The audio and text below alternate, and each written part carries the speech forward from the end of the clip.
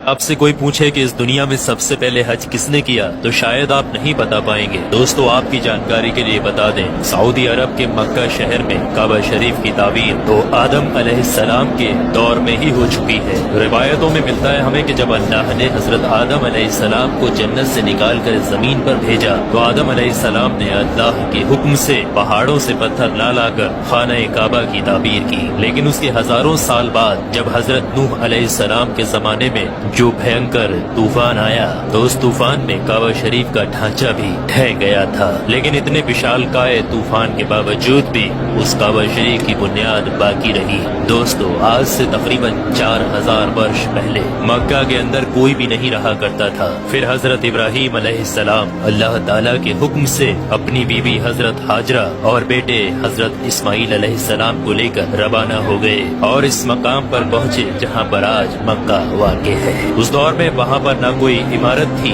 نہ پانی، اور نہ ہی یہاں پر کوئی رہا کرتا تھا۔ درختوں کے نام پر صرف ببول وغیرہ کی جھاڑیاں ہوا کرتی تھی۔ حضرت ابراہیم علیہ السلام نے بیوی اور بچوں دونوں کو یہاں بیٹھا دیا، تھوڑا سا پانی اور کھجوروں کو بھی پاس میں رکھ دیا، اور پھر آپ علیہ السلام شام کی طرف چلے گئے۔ حضرت ابراہیم علیہ السلام دوسری بار جب مکہ شریف آئے تو قیام نہ کیا، لیکن جب تیسری بار تشریف لائے تو حضرت اسماعیل علیہ السلام سے فرمایا کہ بیٹا اللہ تعالیٰ نے مجھے ایک حکم دیا ہے۔ تو حضرت اسماعیل علیہ السلام نے کہا تو اطاعت کیجیے۔ تو حضرت ابراہیم علیہ السلام نے کہا کہ اللہ تعالیٰ نے مجھے حکم دیا ہے کہ یہاں پر ایک گھر بناؤ۔ گھر کی تعمیر شروع ہو گئی۔ حضرت اسماعیل علیہ السلام پتھر لاتے جاتے اور حضرت ابراہیم علیہ السلام بناتے جاتے تھے۔ جب تعمیر ذرا بلند ہو گئی تو حضرت اسماعیل علیہ السلام ایک پتھر کو اٹھا کر لائے جو کہ حضرت ابراہیم علیہ السلام اس پر کھڑے ہو کر تعمیر کر رہے تھے۔ یہی مقام ابراہیم بھی ہے۔ یہ باپ بیٹے دیوار کو اٹھاتے جاتے تھے اور دعا کرتے جاتے تھے، اے پروردگار ہم سے قبول فرما، تو سننے اور جاننے والا ہے۔ انہوں نے گھر کی تعمیر نہ مٹی سے کی اور نہ چونے سے، بس پتھر کے اوپر پتھر رکھتے چلے گئے، اور نہ ہی چھت بنائی اور نہ کوئی اس کا دروازہ۔ اور پھر بعد میں الگ الگ زمانے میں پھر بیت اللہ کی تعمیر ہوئی، قریش نے بھی تعمیر کی اور ان کے بعد بھی ہوئی۔ کہتے ہیں کہ اس وقت اسماعیل علیہ السلام کی عمر 20 ورش تھی۔ حضرت ابراہیم علیہ السلام نے بیت اللہ کے پہلو میں بکریوں کا ایک باڑا بھی بنا دیا تھا اور اس کے اوپر پہلو کی چھت ڈال دی تھی۔ پہلے بیت اللہ کی جگہ پر ایک سرخ رنگ کا ٹیلا تھا، اکثر سیلاب اسے ادھر ادھر سے کاٹتا رہتا تھا۔ جب حضرت ابراہیم علیہ السلام تعمیر کعبہ سے فارغ ہوئے تو حضرت اسماعیل علیہ السلام سے ایک ایسا پتھر لانے کے لیے کہا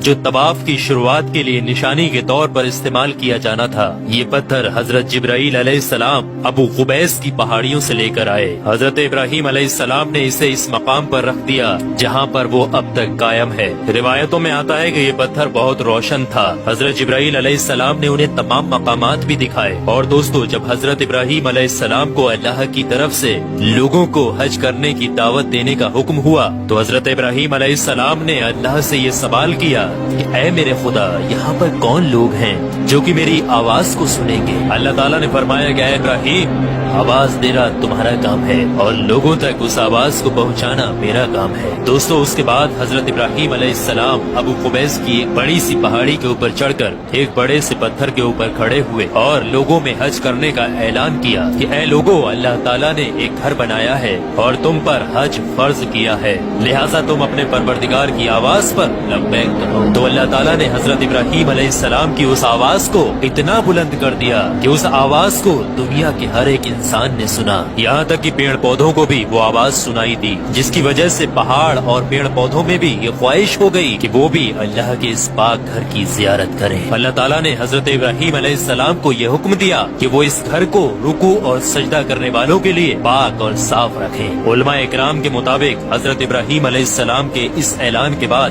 ہی حج کی شروعات ہوئی اور سب سے پہلا حج حضرت ابراہیم علیہ السلام نے ہی کیا۔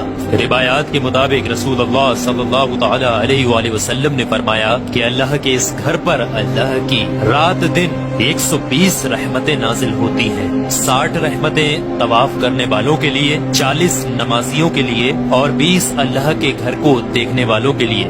حضرت حسان بن عدیہ فرماتے ہیں کہ ہم نے رسول اللہ صلی اللہ تعالی علیہ وآلہ وسلم کے اس قول پر غور کیا، معلوم ہوا کہ یہ سب رحمتیں در حقیقت طواف کرنے والے کے لیے ہیں، کہ وہ طواف کرتا ہے، نماز بھی پڑھتا ہے اور کعبہ کی طرف دیکھتا بھی ہے۔ کسی نے کیا خوب کہا ہے، خانہ کعبہ میں طرح طرح کی فضیلتیں ہیں، گھر والا ہی انہیں جانتا ہے۔ جو کوئی بھی یہاں پر اپنی خطاؤں سے ڈر کر آیا، اللہ اس کی حفاظت کرتا ہے۔ طاہر الکربی لکھتے ہیں کہ خانہ کعبہ 11 مرتبہ تعبیر ہوا ہے۔ حضرت آدم علیہ السلام نے بنایا، حضرت شیش علیہ السلام نے تعبیر کیا، حضرت ابراہیم علیہ السلام نے تعبیر کیا، امالکہ نے بنایا، جرہم نے تعمیر کیا، کسی نے تعمیر کیا، قریش نے بنایا، عبداللہ بن زبیر رضی اللہ تعالی عنہ نے تعبیر کیا، حجاج بن یوسف نے بنایا، سلطان مراد نے تعبیر کیا جو کہ آل عثمان میں سے تھا۔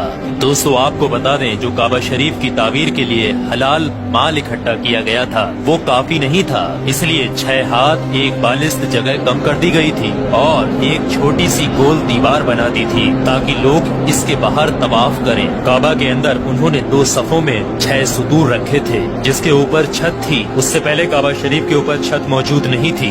دروازہ ایک رکھا تھا، چھت کی بلندی 18 ہاتھ تھی۔ حضرت زبیر رضی اللہ تعالی عنہ نے کعبہ شریف کی چھت کی بلندی 27 ہاتھ رکھی تاکہ عرش کے مناسب ہو جائے۔ ایک دروازہ داخلے کے لیے اور ایک باہر جانے کے لیے بنایا، دونوں دروازے سطح زمین کے برابر تھے۔ دوستو آپ کو بتا دیں، جس دن کعبہ شریف کی تعمیر مکمل ہوئی وہ دن بہت عجیب تھا۔ اس دن بہت سارے غلام آزاد کیے گئے اور بہت سی بکریاں ذبح کی گئیں۔ تو دوستو اب آپ لوگوں کو سمجھ میں آ گیا ہوگا کہ کعبہ شریف کی تعمیر کس طریقے